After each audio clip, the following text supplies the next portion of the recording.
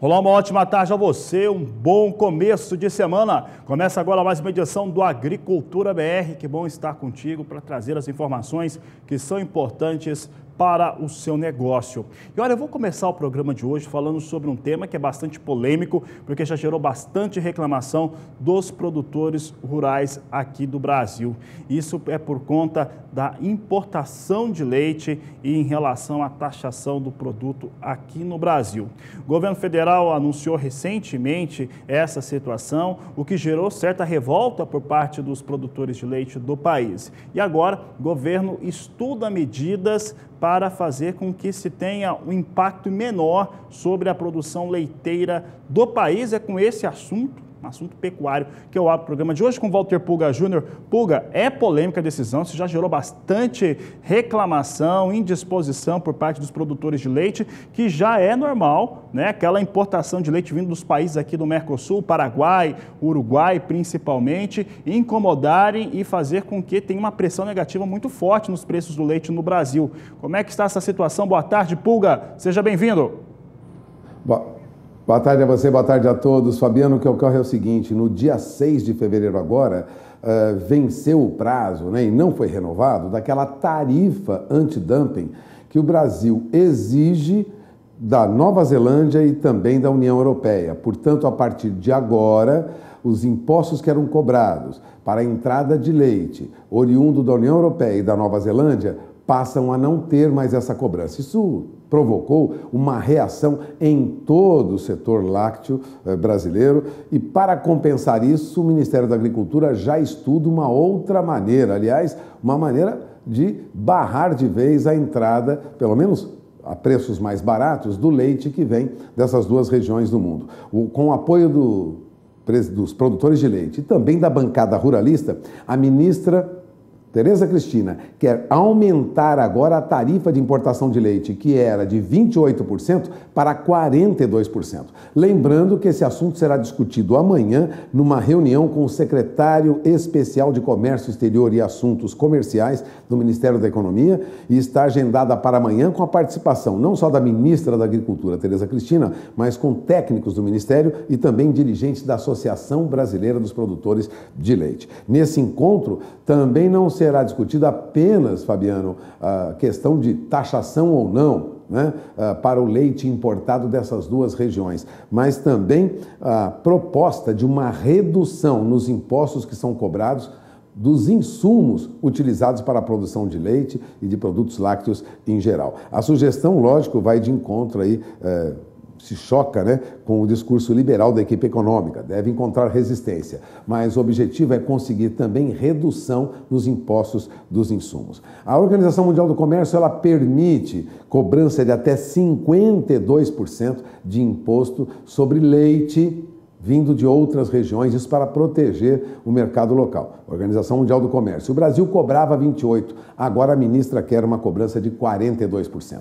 Tudo isso foi provocado porque, ao vencer a lei em vigor até então, que já vigorava há 20 anos, no dia 6 de fevereiro, o governo não renovou essa tarifa antidumping. Por isso, agora estaria liberado. Mas para mudar e fazer com que haja cobrança de imposto, temos alguns problemas, viu, Fabiano? A proposta do Ministério deve encontrar dificuldade porque há problemas burocráticos que atrasam a implantação dessa nova taxa que o Ministério da Agricultura vai solicitar. É que elas têm que passar por aprovação da Câmara de Comércio Exterior, a CAMEX, né? E os membros ainda da CAMEX não foram nomeados pelo novo governo. Portanto, nós temos aí, vamos dizer assim, dificuldades para implantar isso que a ministra deseja, que é ampliar a tarifa sobre o leite que vem de fora. Quanto à movimentação no Mercosul, também há muitas discussões sobre isso e deve, na mesa de negociação amanhã, ser também discutido. Mas, a princípio, o importante é manter essa tarifa, pelo menos o setor lácteo defende isso. O importante seria defender a tarifação antidumping para leite proveniente da Nova Zelândia e da União Europeia. É esperar a reunião de amanhã, nós vamos acompanhar para conferir e ver se o governo consegue assimilar, vamos dizer assim, o pedido de desoneração para insumos destinados à produção de leite no país. É uma discussão que começou na semana passada, Fabiano, e deve continuar durante todo esse mês. É com você. Tá certo, Pulga, longe ainda de ser resolvida essa situação do leite, sempre foi bastante complicada, ganha esse cenário novo por conta dessa não renovação no último dia 7.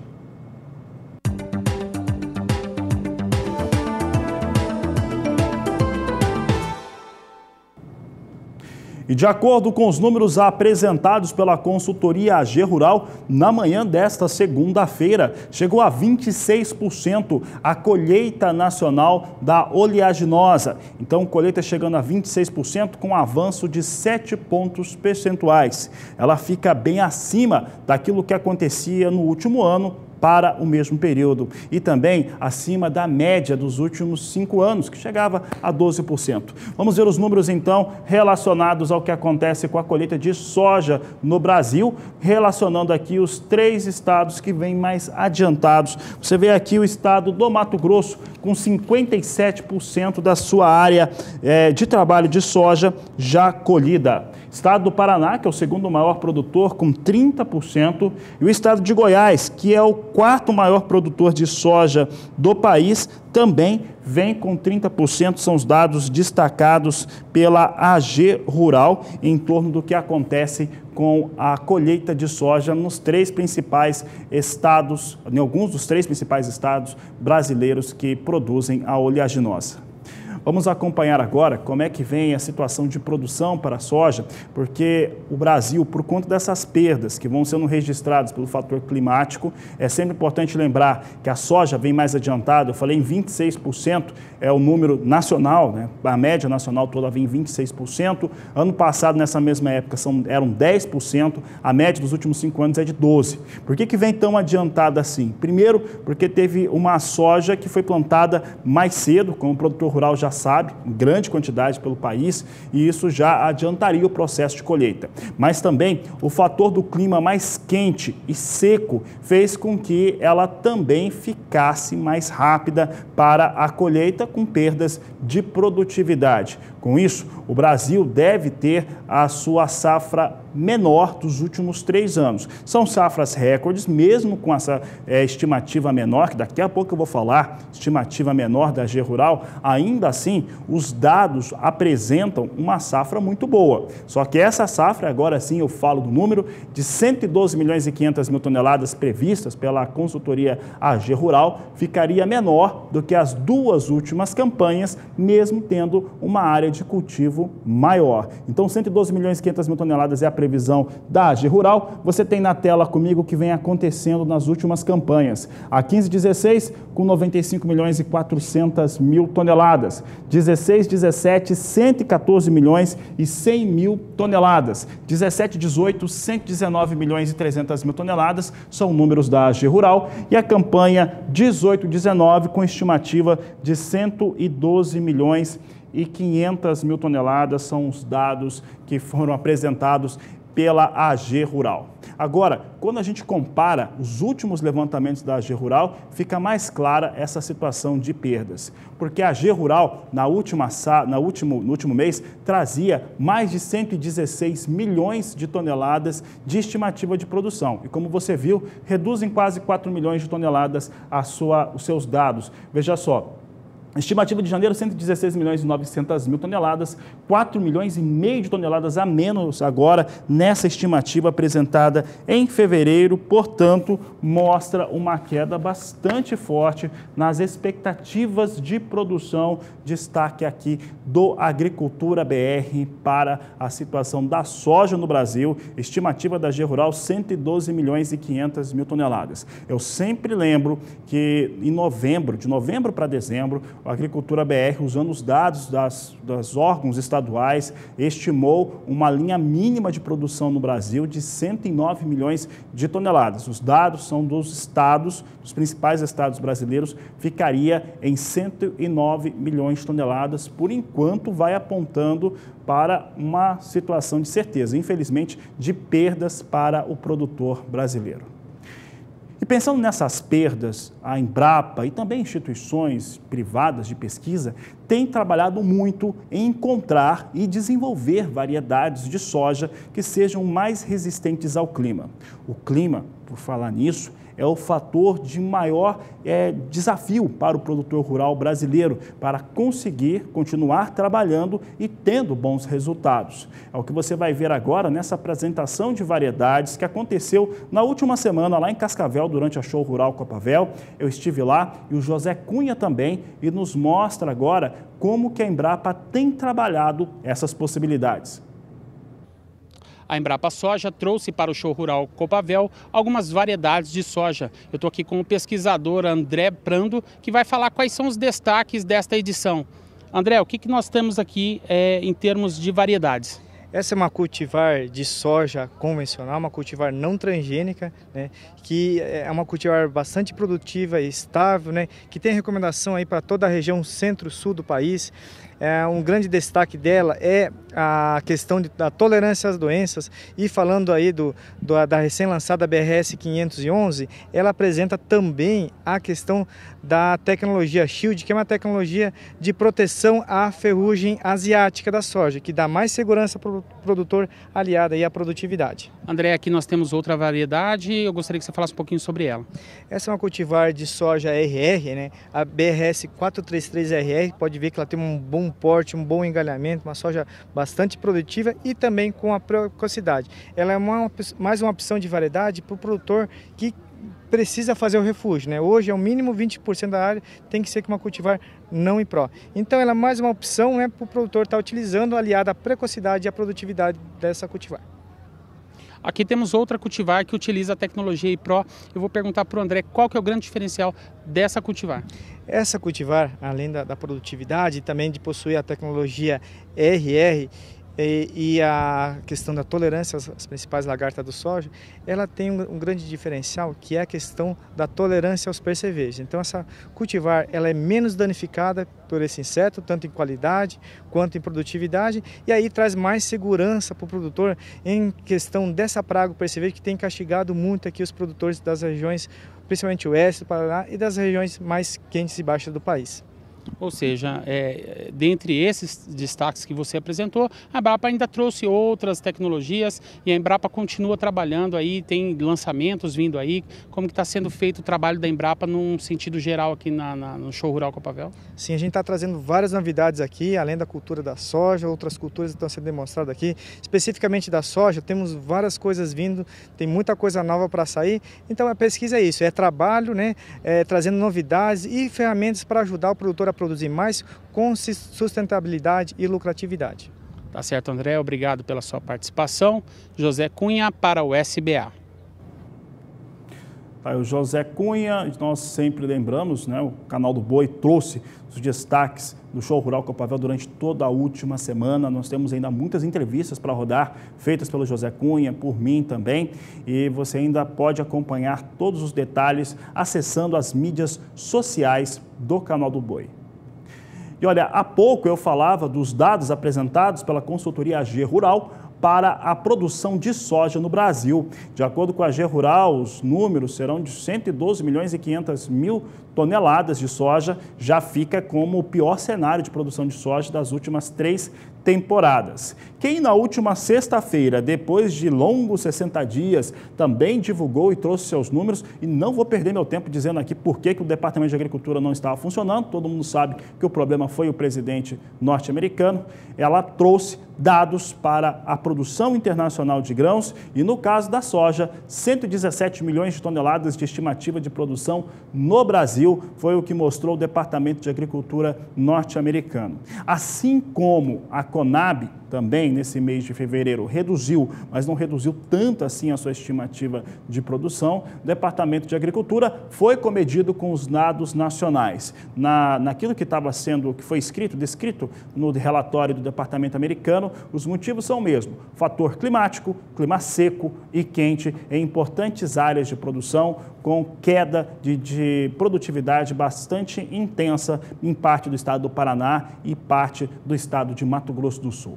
Vamos aos números então. O Departamento de Agricultura norte-americano, depois de 60 dias, trouxe esses dados para a produção de soja no Brasil. Primeiro, lembrando a campanha 2017-2018, quando o Brasil produziu 120 milhões e 80 mil toneladas. Essa é a safra recorde do Brasil. O Brasil não produziu uma safra maior do que essa. Entretanto, até dezembro, o Departamento de Agricultura norte-americano acreditava que o Brasil fosse produzir muito mais, 122 milhões de toneladas, o que seria a maior safra nacional. Janeiro ficou sem operação, você vê um espaço maior entre dezembro e fevereiro, e agora em fevereiro o Departamento de Agricultura norte-americano reduz a sua estimativa de produção para o Brasil em 5 milhões de toneladas, puxando para 117 milhões de toneladas. Segura essa tela um pouco aqui para nós, aqui no Agricultura BR. Olha só, pode deixar aqui na tela, por favor, que ali está mostrando a produção da campanha 2017-2018.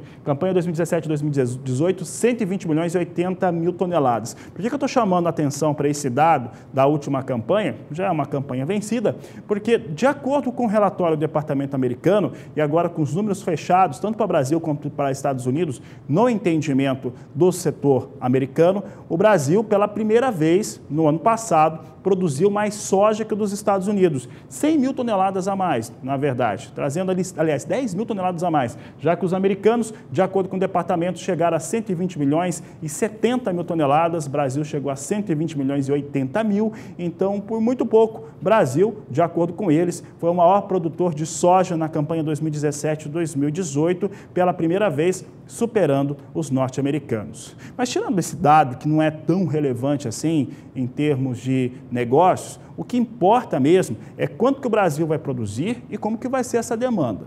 De acordo com os dados do Departamento de Agricultura norte-americano, o Brasil vai exportar menos, 1,5 milhão de toneladas, quando comparado com a estimativa de dezembro, e uma quantidade ainda maior quando se compara com aquilo que aconteceu no ano passado. Ainda ficando acima, mas mesmo assim com viés de queda por conta das próprias conversas de China e Estados Unidos. Pode mudar a tela aqui, o gráfico, porque o Departamento de Agricultura norte-americano, ele vai estimando também o que o Brasil vai exportar ainda mais soja. O pessoal não conseguiu colocar o gráfico na tela, mas eu vou explicar. De acordo com o Departamento de Agricultura dos Estados Unidos, na campanha 2017-2018, o Brasil exportou, e tendo como principal destino a China, o Brasil exportou 76 milhões e 180 mil toneladas.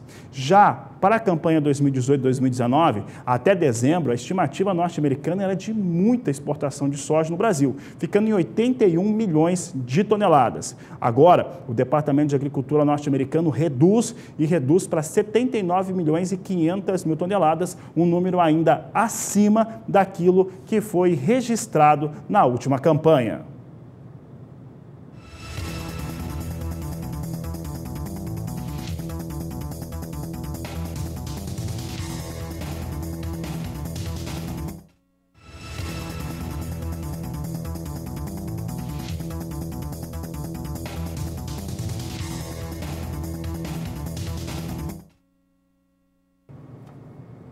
Vamos saber então como é que vem os negócios nos portos brasileiros. Antes, eu já adianto, há uma situação que vai pesando, tanto por conta dos negócios de soja em Chicago, tem um peso, o dólar também, o dólar está com uma variação de ficar em torno de R$ 3,70. E aí com a redução dos prêmios, que até que vinha mantendo uma ligeira alta, né, uma pequena alta mesmo, o que acontece? Com o prêmio sendo agora um pouco menor, nós temos uma realidade um pouco mais complicada com o produtor rural já nessas últimas semanas e principalmente na última semana segurando a soja, dando uma congelada no mercado. Vamos ver como é que vem soja negociada nos portos. Nós temos aqui a apuração da Grãos Corretora que mostra os mesmos valores, praticamente os mesmos valores que nós tínhamos na sexta-feira. De acordo com a Grãos, o Porto de Santos vem com valor de referência a R$ 78,00 a saca de 60 quilos. Já em Paranaguá, vem com R$ 77,50 a saca, portanto, números muito parecidos com aqueles apresentados na sexta-feira, quando ao meio-dia, ou meio-dia e 30, meio-dia e 40, no horário de Brasília, os valores de referência eram de R$ 78,00 por saca de 60 quilos na soja nos dois portos.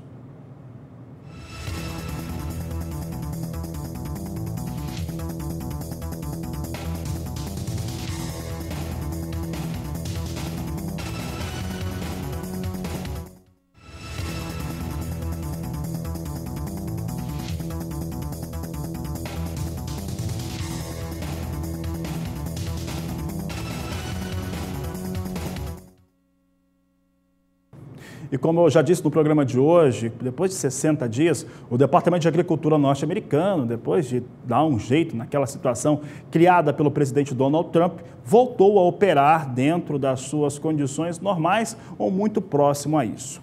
No relatório apresentado na tarde da última sexta-feira, alguns dados chamaram bastante atenção, mas eles acabam sendo diluídos por conta da distância entre um relatório apresentado em dezembro e outro somente agora em fevereiro. Para os números globais, para a soja, os dados do Departamento americano, eles ressaltam uma redução de 8 milhões de toneladas, um pouquinho mais do que isso, 8 milhões de toneladas em relação à produção global e também às exportações internacionais, aliás, os estoques internacionais de soja, que ficariam na casa de 8 milhões de toneladas, abaixo daquilo que estava sendo estimado em dezembro. Vamos ver a produção, porque estoques e produção são menores, na visão do Departamento de Agricultura norte-americano. Primeiro eu começo com a produção, trazendo a campanha 2017-2018, quando foram produzidas 339.990.000 toneladas de soja. Observe que a campanha 2018-2019, sobre qualquer visão ou em qualquer período, aqui ela continua bem acima daquilo que era previsto pelos norte-americanos em relação à campanha passada. Em dezembro, a estimativa era de 369.200.000 toneladas de soja. Observe que é uma safra mundial realmente grande. É uma safra mundial muito pesada, quase 370 milhões de toneladas. Agora, ela recua, e recua bastante. Você vê que tem um recuo aqui que fica ali em 8.200.000 toneladas. Em fevereiro, traz para 360.990.000 toneladas. Ainda é uma safra bem superior àquela da campanha passada, no ciclo 2017-2018, ficando ainda 20 milhões de toneladas acima, mas eram quase 30, então tem uma redução importante aí na produção global. Aonde que se perdeu tanta soja? Olha, vou explicar. Primeiro, campanha brasileira, de acordo com o Departamento norte-americano, fica 5 milhões de toneladas abaixo daquilo que estava sendo estimado em dezembro. É uma situação.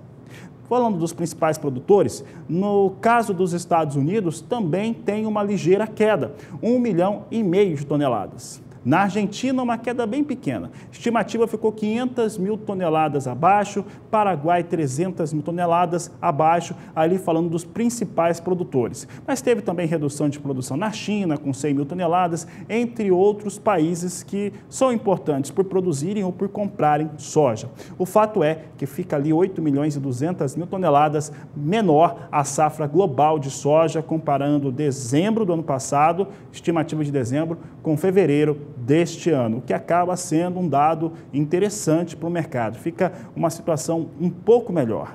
Vamos ver agora como é que estão a situação dos estoques globais. Estoques globais de soja também recuam na casa de 8 milhões de toneladas, é o que nós mostramos agora.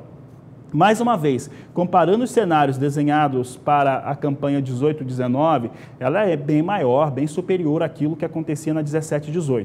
Na 17-18, os estoques globais finais de soja ficavam em 98.090.000 toneladas. Em dezembro, para a campanha nova, 2018-2019, 115.330.000 toneladas. É muita soja, são 117 milhões ali, quase 117 milhões e meio de toneladas que estariam estocadas na estimativa americana em dezembro. Essa estimativa, ela cai bastante, cai exatamente os 8.200.000 toneladas que eu falava há pouco da produção. Recua para 106.720.000 toneladas, ainda é um estoque bastante expressivo frente àquilo que acontecia na campanha 17-18, mas cai bastante, agora tendo ali um estoque que fica na marca ali de pouco mais de 8 milhões e meio de toneladas acima da campanha do último ano, ou a campanha 2017-2018. Já que eu falei bastante de soja no âmbito internacional, vamos saber agora como é que vem os números, os dados da soja sendo negociada na Bolsa de Chicago. É o que a Agricultura BR mostra agora. Eu lembro mais uma vez, soja no porto vem complicado, o produtor rural está segurando soja, tem um congelamento dos negócios e soja hoje nos Estados Unidos vem com queda. As posições de curto prazo vão perdendo de 2 até 3 centes de dólar por bushel. É o destaque do momento do Agricultura BR. aqui. Acompanhe comigo. Posição de março vem a 9 dólares 11 centes mais 6 por bushel. Maio, 9 dólares 25 centes mais 6. Julho, 9 dólares 39 centes mais 2 por bushel. E agosto de 2019, 9 dólares 44 centes mais 4 por bushel. Hoje soja recuando de 2 a 3 centes de dólar, mas um cenário que não é tão interessante assim, não é tão positivo. Já que eu falei de soja em Chicago, forma preço, já falei de soja no Porto, já falei também que os prêmios estão menores. Vamos saber como é que vem o dólar? Dólar comercial, negociação aqui no Brasil. Nossa produção nos mostra agora como é que vem a posição do dólar aqui no país. Dólar com estabilidade para o dólar, com ligeiro viés de alta de 0,01%, mas é estável a R$ 3,73 para a moeda norte-americana. Está dentro daquilo que nós temos falado nas últimas semanas, que o dólar vai girar próximo a R$ 3,70, às vezes um pouco menos, às vezes um pouco mais, mas está sempre ali nessa marca ali dos R$ 3,70. Eu vou voltar agora a São Paulo, vou conversar com o Pulga agora sobre dólar, sobre alguns dados também da Bolsa Brasileira. Esse dólar, o dólar estabilizado, Pulga, em médio e longo prazo é positivo para planejamento, para os negócios. Agora a questão do produtor rural é que ele fez aquisições de insumos com dólar em outra realidade e é por isso que tem esse congelamento. Ninguém ou quase ninguém está vendendo soja no Brasil no momento. Pulga.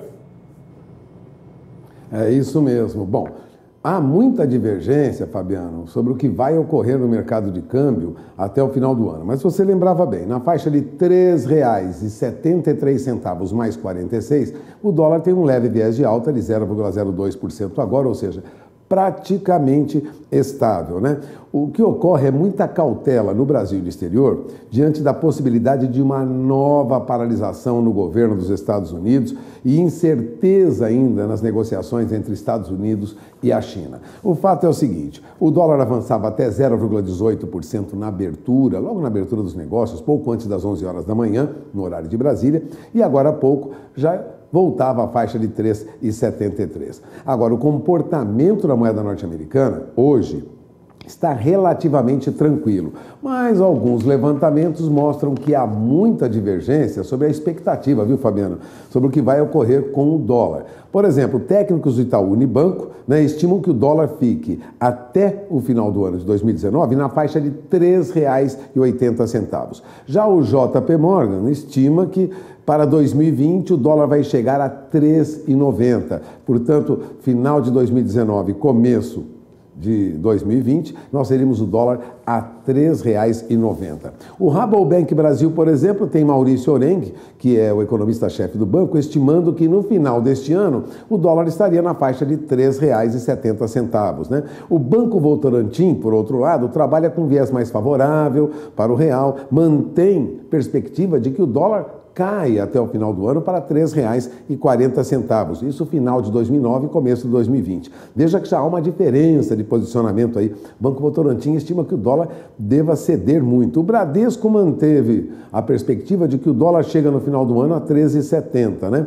Bom, resumindo, o que nós estamos neste momento percebendo no mercado de câmbio é que há muita incerteza e essa incerteza está ligada ao avanço, né? Está diretamente ligada ao avanço das reformas propostas pelo governo, que agora já se percebe não serão tão rápidas como a princípio se imaginava. Portanto, muita incerteza ainda em relação à perspectiva para o câmbio. Varia aí de R$ 13,40 até R$ 13,90, como nós acabamos de ver, analistas de bancos comentando sobre o mercado. Enquanto isso, o que ocorre com o nosso índice Bovespa? Nosso índice Bovespa continua cedendo, agora há pouco perdia 0,38%, a Bolsa já recuava na semana passada, perdia mais de 2,5%, considerando aí mesmo a alta da última sexta-feira, né?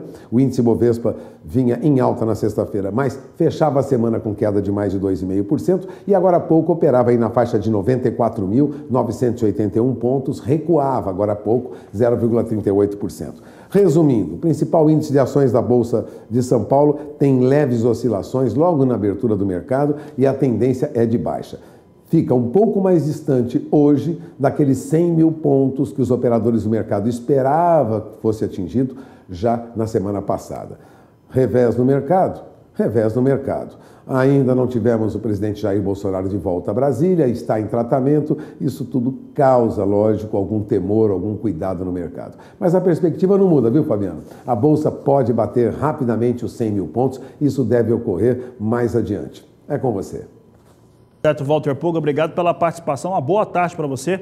Ele volta durante a programação aqui do Canal do Boi. Essas questões que são ligadas ao presidente Jair Bolsonaro são sempre muito importantes e no momento podemos dizer que delicadas. Olha só, foi informado pelo Onyx Lorenzoni, ministro do governo, de que Jair Bolsonaro retorna a Brasília, é uma informação importante, talvez traga alguma tranquilidade, né, para o mercado, que está esperando ele voltar mesmo. Mas que o presidente Jair Bolsonaro volta para a capital federal até sexta-feira. Então, essa notícia é a última que nós temos em relação ao presidente Jair Bolsonaro. Vem com uma recuperação agora um pouco melhor e já retornaria para Brasília, para a capital federal, ainda até o final deste final de semana, o que pode trazer uma tranquilidade para o mercado, que fica um pouco nervoso, claro, com a situação de 3 cirurgias bastante complicadas que o presidente acabou enfrentando. Agora, voltando para o assunto da soja, mas isso tem tudo a ver com dólar, já que acaba influenciando diretamente, eu falava há pouco do relatório, dos números que foram apresentados pela consultoria AG Rural, que trouxe dados em relação à estimativa de fevereiro para a soja no Brasil em 112 milhões e 500 mil toneladas. Essa estimativa, ela fica aí bem abaixo dos mais de 116 milhões que foram estimados no mês de janeiro, fica 4% mais baixo. Portanto, há uma redução. Os principais estados produtores do Brasil, pegando os 5 estados, os maiores estados produtores do Brasil, Mato Grosso, Paraná, Goiás e Mato Grosso do Sul, com reduções na estimativa. Entre os 5 maiores, a exceção é o estado do Rio Grande do Sul. E é por isso que nós queremos saber como é que vem a questão climática, já que foi o clima que trouxe essa quebra para os demais grandes produtores de soja no Brasil. Quem responde é Juliana Rezende. Juliana, uma boa tarde, um bom início de semana para você. Como é que fica a previsão do tempo para esses produtores do Rio Grande do Sul? Olá, Fabiano, boa tarde a todos que nos assistem. Olha, no Rio Grande do Sul, hoje temos uma frente fria já se aproximando do estado, vai trazer muita instabilidade ainda para o Rio Grande do Sul nesse início de semana. Agora as condições de umidade do solo de grande parte do estado gaúcho estão um pouquinho mais baixas, porque tivemos períodos de tempo mais seco em semanas anteriores, por isso as condições de umidade do solo variam em torno de 60%, 50% na maior parte do estado. Agora, a partir de amanhã, essa frente fria que atua hoje no Rio Grande do Sul já começa a se afastar. Já vamos voltar a ter períodos de tempo firme entre a fronteira oeste, região da Campanha também, e nas demais áreas do estado gaúcho até pode chover, mas as instabilidades perdem força gradualmente. Até meados do dia 16 pode chover algumas pancadas em áreas do norte do estado, faixa leste também, mas chuva fraca, bastante irregular e mal distribuída. E além disso tudo, com baixo volume de água, porque as pancadas não devem garantir volume que ultrapasse os 15 milímetros. A partir da semana seguinte, a chuva diminui cada vez mais no estado. E já a partir do dia 17, outra massa de ar mais seco vai tomar conta do Rio Grande do Sul. Vamos voltar a ter períodos de tempo firme na maior parte das áreas mais claras do mapa. Pode chover apenas em alguns pontos do norte e também do litoral norte gaúcho, mas ainda predominando as pancadas de fraca intensidade. A chuva retorna de vez para o Rio Grande do Sul e áreas produtoras de soja também é a partir do dia 22. Então é justamente nessa segunda metade do mês de fevereiro, mais para o finalzinho do mês, que a chuva consegue então retornar para o Rio Grande do Sul. E aí volta com acumulados mais expressivos, em torno de 15 a 30 milímetros é o volume de água para grande parte do estado gaúcho, entre o período do dia 22 até o dia 26 de fevereiro. Então agora, nesses próximos dias, o tempo firme vai predominar na maior parte das áreas produtoras de soja gaúchas. Para os produtores que ainda estão em fase de colheita com as atividades no campo, o cenário segue otimista. Chuva, então, somente retorna para áreas produtoras do Rio Grande do Sul, meados do dia 22 de fevereiro. Daqui a pouco eu volto com mais previsão do tempo. Obrigado, Juliana Rezende. Até daqui a pouco, então. A Agricultura BR vai para um rápido intervalo comercial. Daqui a pouco, nós vamos falar sobre colheita de soja ainda, porque no estado do Mato Grosso, em Sorriso, maior município produtor de soja do Brasil, capital do agronegócio brasileiro, por lá a colheita já está bem próximo do final. E ainda vamos ver hoje no programa que nova cultivar de trigo exclusiva para pastejo foi lançado durante o show rural. É tudo isso e muito mais daqui a pouco no Agricultura BR.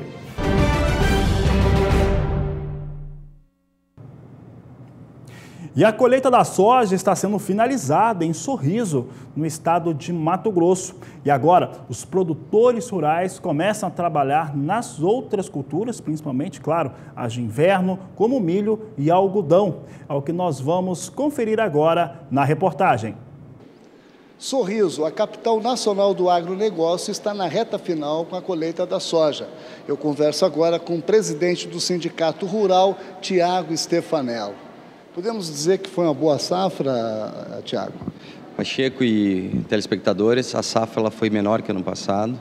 Estamos encerrando basicamente a colheita do município, faltando aí em torno de 20% para o término da colheita. E a previsão nossa é de ter umas perdas aí de 8% a 10% em relação ao ano passado. Isso aí em função climático? Sim, sim. Tivemos um novembro bem nublado, um dezembro pouca chuva e janeiro também com poucas chuvas. Isso em decorrência muito da antecipação dos plantios nossos. Estamos com 20% antecipado em relação à safra 17 e 18. Aí, em virtude dessas estiagens, pegou uma grande parte da área do município em cheio. Então, ocorrendo essas perdas que estamos aí falando de 8% a 10%. O município também é um grande produtor de algodão, primeira e segunda safra. Como é que está? Sim, o plantio do algodão primeira safra e safrinha foi encerrado basicamente dia 4 e 5 de fevereiro, finalizando em conversa com vários associados e plantadores de algodão. A safra está sendo implementada, foi muito bem implementada e agora tem que fazer os tratos culturais para ter o êxito, né, na colheita. Milho segunda safra também está tendo um bom desempenho. Como é que está a perspectiva de mercado? O mercado ele está, em virtude dessas demandas regionais nossas das indústrias de etanol, e o mercado está mais ou menos que nem os outros, mas em virtude dos custos, os custos estão muito elevados. O adubo subiu muito, preço de semente também, mas o produtor ele planta a safrinha. Nós estamos no levantamento nosso em torno de 70% a 75% da área do município vai ser plantada com safrinha de milho, em virtude dessa antecipação que tivemos da colheita de soja. Então está sendo implementado o plantio do milho e vamos agora aguardar a decorrência das implantações das lavouras, fazendo com que o produtor tenha êxito também na colheita aí no mês de maio, junho e julho, né? O milho está dentro da janela ideal ainda, né? Qual seria o limite de plantio ainda ideal no mês de fevereiro? Segundo a pesquisa, aí o limite, uma janela ideal é dia 15, no máximo dia 20 de fevereiro. A partir dessa data aí, já se corre o risco, né, de veranicos e prejudicando a cultura do milho. Então, estamos na iminência aí de um plantio excelente de milho, numa janela ideal, e esperamos ter uma produtividade ideal, fazendo assim que supram parcialmente as perdas que ocorreram na colheita da soja. Ok, Tiago, muito obrigado pela sua participação. Acabei de conversar com o Tiago Stefanello, presidente do Sindicato Rural de Sorriso. Vamos acompanhar todo o desenvolvimento dessas culturas aqui na região que mais produz grãos no estado de Mato Grosso. Valdir Pacheco para o SBA, Sistema Brasileiro do Agronegócio. É o município de Sorriso, grande destaque na produção agrícola brasileira. E nós vamos saber agora como é que fica a previsão do tempo por lá. Você viu que, no caso de Sorriso, já vai sendo concluída a colheita da soja, já se trabalha o milho. E vamos saber como é que fica a previsão do tempo com a Juliana Rezende, para quem produz milho em segunda safra no Mato Grosso. Juliana. Olha, Fabiano, o cenário vai seguir bastante otimista para a produção do milho segunda safra, porque tem previsão de chuva frequente, com potencial para seguir mantendo o solo com boas condições de umidade, garantindo, então, um bom desenvolvimento para as lavouras. Agora, nesses próximos dias, para a região do Mato Grosso, até pelo menos dia 16 de fevereiro, tem acumulados de chuva mais expressivos para a maior parte do estado. Acumulados de chuva que variam de 50 até 70 milímetros, o que garante, então, uma chuva bastante persistente e duradoura na região. Como essa chuva ela vem com força por alguns momentos, alguns produtores podem ter algumas paralisações em relação ao plantio do milho segunda safra. Deve ser de forma bem momentânea e passageira, mas esse risco existe conforme essa chuva ainda vai ganhar mais intensidade durante os próximos dias. A partir do segundo período, entre os dias 17 e 21 de fevereiro, as instabilidades migram cada vez mais, isso de forma mais expressiva, para o norte e para a faixa leste do estado do Mato Grosso. Tanto que algumas áreas mais ao sul e até mais ao oeste, a chuva diminui gradualmente e as instabilidades não atrapalham então o andamento do plantio do milho segunda safra. Agora, onde chove ainda com mais intensidade, em toda a faixa norte e também na faixa leste do estado, a chuva ainda vem com força, com acumulados que podem ainda até ultrapassar os 70 milímetros no decorrer do período do dia 17 até o dia 21, e aí os produtores dessas áreas mais ao norte e também leste do estado podem ter algumas pequenas paralisações. Até pelo menos meados do dia 26 de fevereiro, é aí sim que o tempo vai garantir um pouco mais de mudança em áreas produtoras de milho do estado do Mato Grosso, porque as instabilidades vão diminuir de forma bastante expressiva. Agora já não tem mais risco para chuva forte, volumosa, as pancadas ainda seguem acontecendo em áreas produtoras, só que agora o volume de água é bem menor e não deve ultrapassar os 30 milímetros no decorrer do período do dia 22 até o dia 26. Então, até meados do dia 21 de fevereiro, como a chuva ainda vai seguir bastante persistente e também intensa em áreas produtoras do estado do Mato Grosso, os produtores podem ter eventualmente algumas pequenas paralisações. A partir do dia 22, a chuva diminui bastante e para os produtores que ainda estiverem, então, com as atividades de plantio em andamento do milho segunda safra, o cenário segue cada vez mais otimista com a diminuição, então, das instabilidades no estado do Mato Grosso. Daqui a pouco eu volto com mais previsão do tempo.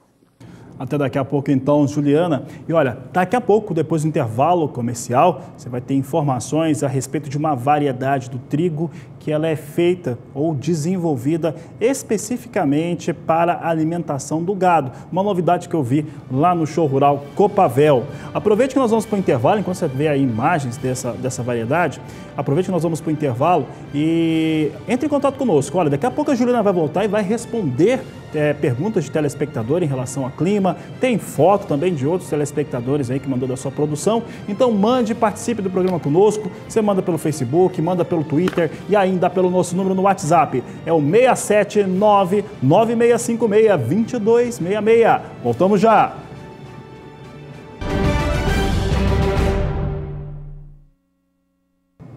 E durante o show rural Copavel, eu fui conhecer uma nova variedade de trigo que ela é exclusiva para pastejo de ruminantes. Ela traz uma alimentação um pouco mais interessante em termos de proteína e também tem alto grau de palatabilidade para os bovinos. É o que nós vamos acompanhar agora.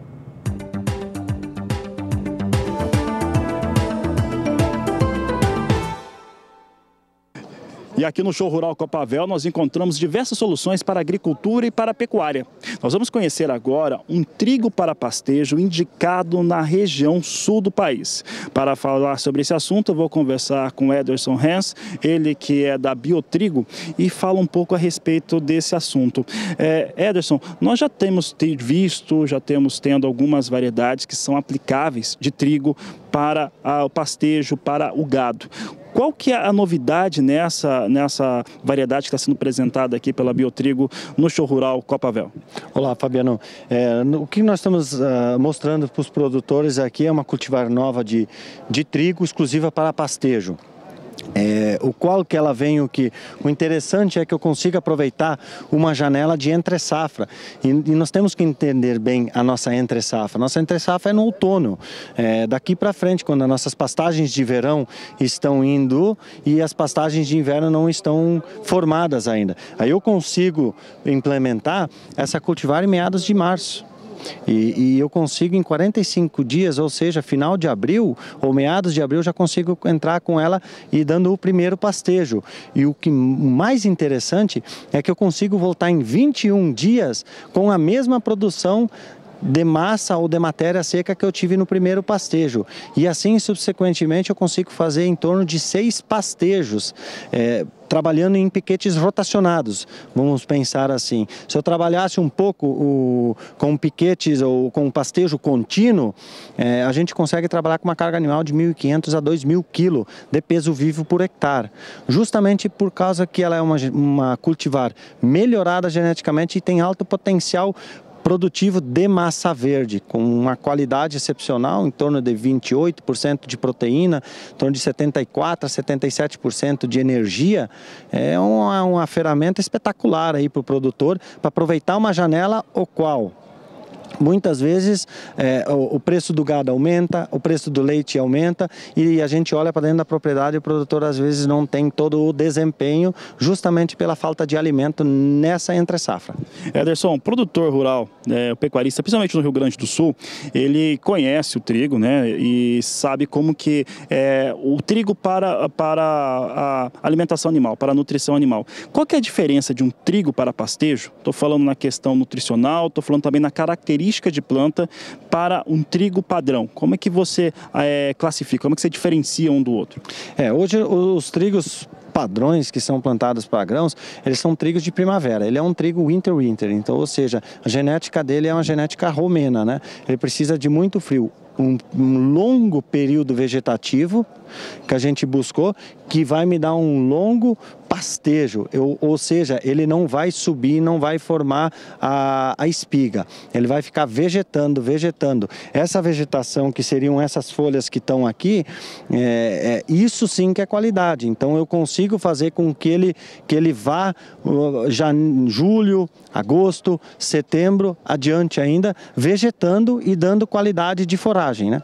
Tá, e exatamente essa folha mais alta que nós estamos acompanhando aqui, que nessa simulação, uma simulação de piquete que nós temos aqui no stand, Ederson, aqui seria o de entrada. Explica para nós aqui esse processo, entrada que nós temos aqui, ali nós temos um corte numa determinada data e mais para frente nós também temos outro. Como é que funciona? O bom é a gente identificar o ponto de entrada do animal. Então, o trigo, principalmente em torno de 20 a 25 centímetros de altura, seria o ponto ideal de entrada. O que acontece se eu entrar em 30%, 35%? Ele não vai crescer mais que isso. O produtor está perdendo dinheiro ou está deixando o tempo passar com a volta. Então, isso é um ponto importante, nós identificarmos a entrada. A entrada com 25 centímetros. Aqui nós fizemos uma simulação de corte, o qual ele está 7 dias cortado. E um pouco mais à frente a gente tem uma outra simulação de corte que seria o terceiro corte, que ele está cortado faz 3 dias atrás que ele foi cortado. Aqui nós estamos acompanhando, né, a nossa imagem está mostrando o corte em 7 dias, né? Então há 7 dias tivemos esse corte, simulação de piquete, pessoal que está acompanhando a reportagem aqui no canal do Boi, e aqui você vê que ela já tem uma recuperação. Como é que funcionou esse processo aqui? Qual que é a exigência de água, por exemplo, de solo que ela tem para chegar 7 dias após o corte a esse nível, Ed? Hoje, para nós expressarmos o máximo potencial genético que a cultivar traz, nós precisamos sim colocá-la em solos de média a alta fertilidade, fazer uma boa adubação de base e sim a gente tem que fazer uma adubação de manutenção, uma adubação de cobertura, tanto em nitrogênio quanto em potássio, para ela responder mesmo, porque a extração é muito alta. Hoje nós estamos falando de uma produção de 95 kg de matéria seca por hectare dia. Essa é a produção dela, que ela produz durante o dia.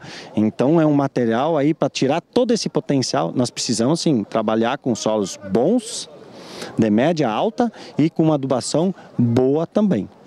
Tá certo, Éder, para encerrar aqui no primeiro piquete aqui dessa simulação que nós estamos acompanhando, o trigo cortado há 3 dias. Nós já vimos ali a marca de corte, o quanto que ele cresceu, né? Isso também graças a essa situação que você explicou aqui no canal do Boi. E aqui em quanto tempo, né, depois que eu vou ter condições de voltar? Que é 3 dias o gado saiu daqui. Em quanto tempo que eu tenho condições de voltar para esse piquete? Para esse piquete aqui eu tenho condição de voltar daqui a 17 dias, ou seja, foi cortado já faz 3, com mais 3, 17 dá 20. 21 dias eu estou voltando nesse piquete com a mesma produção de matéria seca que o primeiro piquete me deu. Tá certo, então, Éder, eu quero agradecer a sua participação aqui no canal do Boi. Obrigado por participar conosco. Obrigado, Fabiano. Fabiano Reis para o Sistema Brasileiro do Agronegócio. Gravei na última semana, durante o Show Rural Copavel, ali conhecendo um pouco dos lançamentos. Aliás, nós vamos trazer durante essa semana uma reportagem que mostra alguns lançamentos de diversas empresas e que são voltados para o agronegócio e também para outras finalidades industriais e comerciais, mas que estavam presentes em Cascavel. Vamos saber agora do clima? Sudeste do país é o assunto de agora com a Juliana Rezende. Olha, Fabiano, tem previsão de chuva ganhando intensidade ao longo desta semana em áreas produtoras do Sudeste com a chegada de uma nova frente fria. A situação de umidade do solo segue elevada, porque na última semana tivemos bons acumulados de chuva também, tanto que os índices de umidade do solo ultrapassam 80%, 90% nas áreas em azul e rosa do mapa entre Minas Gerais, São Paulo e até o sul do Rio de Janeiro. Agora, para os próximos dias, tem mais previsão de chuva. Entre a terça e a quarta-feira, uma nova frente fria vai se aproximar da costa da região sudeste, vai alimentar as instabilidades na região. É por isso que até o dia 16 de fevereiro, os acumulados de chuva em áreas produtoras do sul de Minas Gerais, norte, leste paulista, até áreas mais ao sul do Rio de Janeiro, vão garantir acumulados de chuva muito elevados e o retorno, então, dos temporais também. O acumulado de chuva, o volume de água pode ultrapassar facilmente 100 milímetros, alcançar até 130 milímetros nas áreas mais escuras do mapa. Então, a chuva mais expressiva vai seguir localizada entre grande parte do estado de São Paulo, metade sul mineira, alcançando até o Triângulo Mineiro e áreas também do sul do Rio de Janeiro. Nas áreas mais ao norte da região, a frente fria não vai conseguir influenciar tanto tempo, tanto que ainda chove, mas o acumulado vai seguir menor. No Espírito Santo, volumes de 30 milímetros e no norte de Minas Gerais, as pancadas são fracas e isoladas, até garantindo alguns períodos de tempo mais firme. Vai ser uma frente fria bem rápida e passageira, porque na próxima semana a gente já não tem esse volume de água tão elevado. E a partir do dia 17 de fevereiro, a chuva então já diminui de intensidade na região sudeste. As instabilidades vão seguir ainda um pouco mais expressivas entre áreas produtoras mineiras, com volume de água de 50 até 70 milímetros. Aquela chuva que tem potencial para conseguir aumentar cada vez mais as condições de umidade do solo. E as instabilidades perdem força gradualmente no interior do estado de São Paulo. Vamos voltar a ter pancadas dependentes da combinação de calor e umidade. É aquela chuva então mal distribuída. No decorrer do terceiro e último período, até o dia 26 de fevereiro, a chuva perde intensidade nos 4 estados da região sudeste. E aí voltamos a ter uma semana com bastante períodos de sol e poucos episódios de chuva em áreas produtoras da região. Então, um grande destaque fica nessa semana, onde a chuva mais intensa e volumosa, até com a ocorrência de alguns temporais, alcança áreas produtoras de São Paulo e também áreas produtoras do sul de Minas Gerais. Daqui a pouco eu volto com mais previsão do tempo. Tá certo, Juliana, obrigado pela participação e daqui a pouco ela volta também respondendo a perguntas de telespectadores. Isso porque a Agricultura BR vai para o intervalo e voltamos já com muito mais informações para você.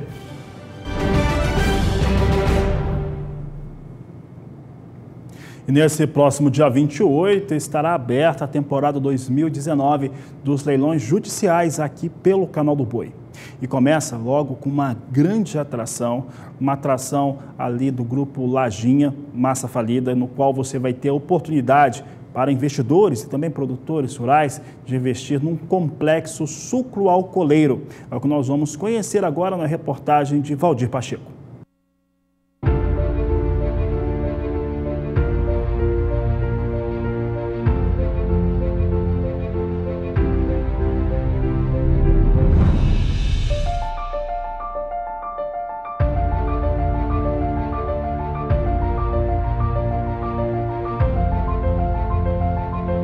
A expectativa para a safra 2018-2019 de cana é positiva para os alagoanos. E aqui surge uma grande oportunidade para você investir na produção sucroalcooleira no estado de Alagoas, através do leilão judicial da Massa Falida Lajinha Agroindustrial, Unidade Guaxuma. A unidade está em uma área de 17.154 hectares, localizada no município de Coruripe, em Alagoas. A primeira praça será no dia 28 de fevereiro de 2019, às 14 horas de Brasília, com deságio de 51%. A segunda praça será no dia 12 de março de 2019, às 14 horas de Brasília, com deságio de 55%. Este imóvel da Lajinha Agroindustrial está livre de quaisquer ônus e você terá toda a garantia jurídica. Se você quiser mais informações, é só entrar em contato diretamente pelo telefone 0 operadora 11 4950 9660 ou pelo endereço eletrônico canaljudicial.com.br/Guaxuma.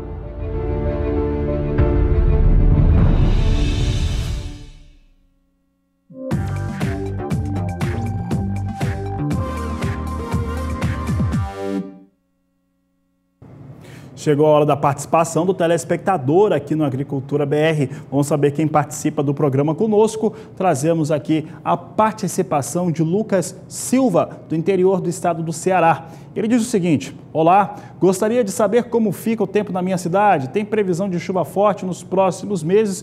O Lucas aqui preocupado com chuva, deve estar faltando chuva por lá, está querendo saber de chuvas mais expressivas. Quem responde é a Juliana Rezende, que está aqui conosco mais uma vez e responde a pergunta do Lucas.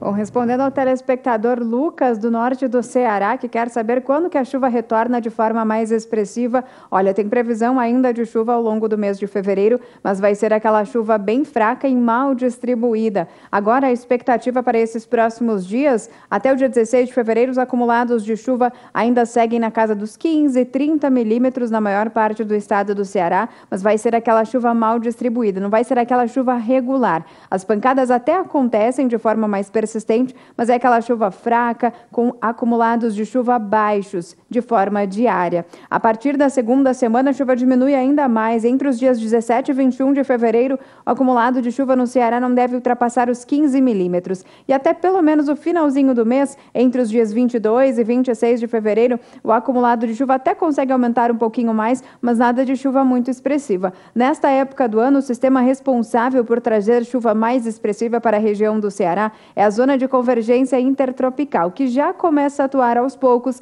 entre fevereiro e março. Mas é no mês de março que esse sistema deve trazer chuvas bastante expressivas, abrangentes para a região, e aí o volume de água também deve ficar cada vez mais elevado. Então, é a partir do mês de março que a região do telespectador Lucas deve começar a receber bons acumulados de chuva de forma persistente e duradoura, trazendo um cenário cada vez mais otimista para áreas produtoras da região. Hoje eu encerro por aqui a minha participação. Amanhã eu volto com mais previsão do tempo. Uma boa tarde a todos. Uma ótima tarde para você, Juliana. Obrigado pela participação. E daqui a pouco no Agricultura BR, nós vamos trazer algumas situações que os produtores rurais estão trabalhando como opção de financiamento. Exatamente. Você vai saber um pouco mais a respeito de uma bastante tradicional barter e também por que ele está crescendo daqui a pouco no Agricultura BR.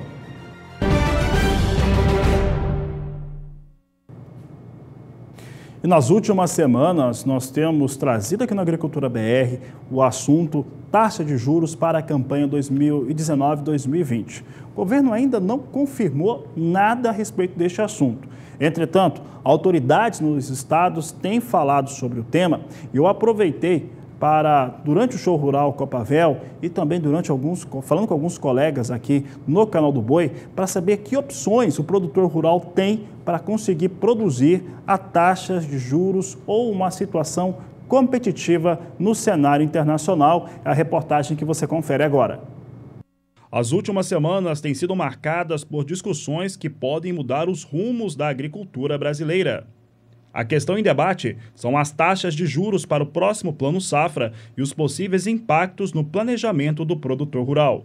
Primeiro, é uma situação preocupante, porque o Ministério da Economia está fazendo uma conta e que não deixa de ser correta, sob o ponto de vista estritamente monetário, quando a gente avalia a possibilidade de comparar uma taxa de juros vigente na agricultura em relação à vigente no mercado brasileiro. O problema é que a estrutura bancária brasileira é inadequada e os juros praticados no Brasil são inadequados, por uma série de motivos, uma questão de déficit do governo, por uma questão de estrutura de concorrência bancária. Então, os juros praticados no Brasil, eles não são compatíveis com a atividade do agro. Então, quando nós comparamos esse mesmo juro praticado no mercado internacional, nós percebemos que a agricultura brasileira já paga um juro condizente com a sua atividade. Então, essa é uma questão importante. Hoje nós estamos numa fase de agricultura investindo em tecnologia, a manutenção da agricultura brasileira. Veja o seguinte, hoje 50% do crédito ele já não vem através do mercado financeiro, ele vem através das trades que fazem o financiamento da agricultura. E 50% é financiado através do sistema bancário existente. Então a nossa preocupação é que tenha uma definição do Plano Safra e aí nós voltamos àquela velha discussão da política agrícola brasileira. Nós precisamos ter uma política de longo prazo. O produtor não tem como fazer investimentos de longo prazo preocupado se aquele juro é adequado ou não. Então, nós precisamos retornar. Nós estamos falando essencialmente de juros de custeio. Vai existir a manutenção dos fundos constitucionais, os juros para investimento, mas o BNDES também está mudando a sua política de investimento. Então, hoje, a grande preocupação, e a ministra tem essa preocupação, eu não sei o quanto nós vamos ter possibilidade, junto ao Ministério da Economia, de alterar isso, mas é necessário. Se nós quisermos que a agricultura brasileira mantenha o posicionamento competitivo e estratégico que nós precisamos hoje, essa questão do juro tem que ser avaliada. Nós temos que aceitar que nós tenhamos uma compensação, um subsídio, vamos chamar assim, da taxa de juros brasileira para a agricultura. Não há outra forma de a gente manter isso no longo prazo. Bom, primeiro vai ser discutido muito esse assunto, pelo menos agora, nos próximos meses, já que o Plano Safra vai entrar em vigor 1º de julho, de julho de 2019 até 30 de junho de 2020. Ou seja, esse Plano Safra vai regular o plantio da próxima safra de verão no Brasil e depois na segunda safra a partir de 2020. É muito difícil que haja um aumento grande, já que o setor rural não aguentaria pagar taxas de juros maiores do que estão agora. Pequeno e médio, possivelmente fique próximo dos valores que estão agora. Para os grandes, você teria algum acréscimo, porém, as taxas abaixo de 10% ao ano, o que já mostra um juro real de 5% a 6%, já que a inflação no Brasil vai ficar na faixa de 4%. Vai ser uma discussão muito grande e a ministra também quer bater muito na questão do seguro agrícola. Esse ano foi um ano que mostrou-se a necessidade do seguro agrícola e que não se aumentam as operações de seguro em função dos altos prêmios cobrados. Então, há uma política do governo tentar subsidiar parcialmente esses prêmios para que mais produtores procurem essa operação e mais produtores procurando, pode ser que resulte em uns prêmios menores para o produtor fazer a operação de seguro nas suas lavouras. Neste possível cenário, o produtor rural precisa de alternativas para o custeio da safra. E por isso, o barter, um antigo conhecido, deve ganhar mais espaço. Através do barter, a gente pode proporcionar para o agricultor que ele antecipe a venda dos grãos, seja da soja, seja do milho, seja do trigo, ou seja da sua produção, de forma que ele tenha a gestão dos seus custos. Naquele momento, ele sabe o quanto a lavoura dele vai custar em relação ao volume de commodity daquilo que ele planta. Então, isso permite para o agricultor ter uma gestão mais efetiva e eficiente da sua produção. Uma gestão buscando ganhos maiores financeiros através do barter. E dentro da cadeia ele mitiga risco em toda a cadeia. Como eu disse inicialmente, todos ganham. O nosso parceiro, o distribuidor, a cooperativa, originando o grão, tendo a garantia de que o produtor vai entregar a sua produção, e consequentemente, de forma derivando para a multinacional também, através de toda uma amarração que existe de documentos, que envolve a operação de barter, onde você tem a sua venda do seu insumo com a moeda do agricultor, que é o seu grão. Porque no final do dia, para poder liquidar as suas contas, os seus custos, o agricultor vai ter que vender o grão. Por que não já fazer essa troca, estabelecendo uma relação de paridade?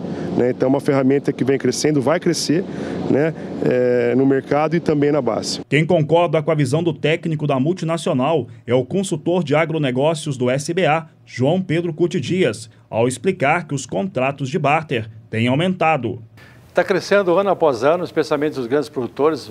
Pegar Mato Grosso, por exemplo, que é o maior produtor do Brasil, já tem um percentual muito grande, mais de 30% das operações são barter, através de barter. Ou seja, o produtor vai fazer uma CPE, se garantindo entregar 30, 28, 29 sacos de soja por hectare, que ele vai receber por hectare a partir da colheita, e vai receber os insumos a fim de que ele possa fazer o plantio.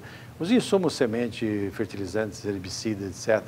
O grande problema do barter é que é uma operação mais fácil, o produtor faz, especialmente quem já tem tradição com as trade, com as cooperativas, é uma operação quase que entrega uma safra e já faz o barter para a safra posterior. O problema todo é que ele é obrigado a assumir produtos que nem sempre seriam aqueles que ele escolheria para colocar na sua propriedade. Mas, porém, tudo tem ônus e bônus. O bônus é que é fácil fazer a operação, não tem muita burocracia.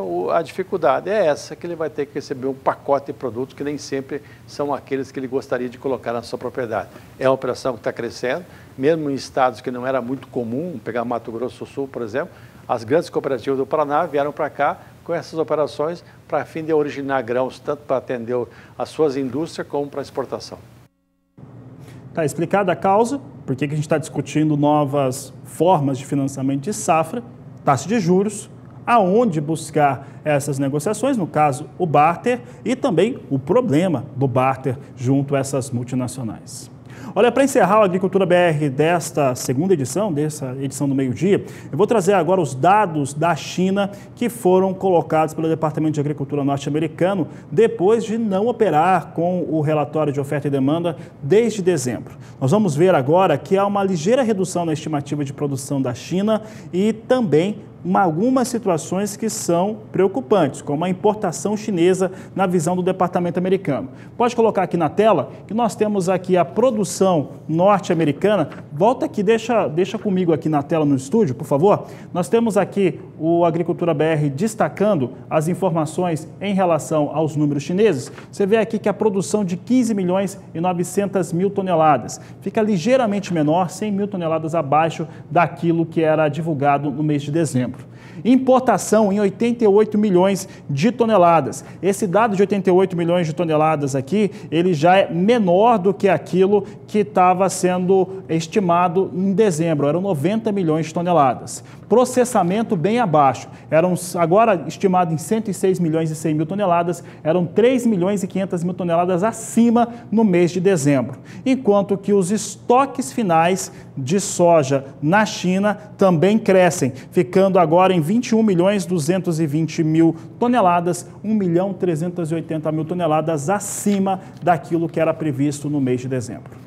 Com essas informações, essa edição do Agricultura BR fica por aqui. Nós voltamos logo mais ao vivo a partir das 17h20, porque você já sabe.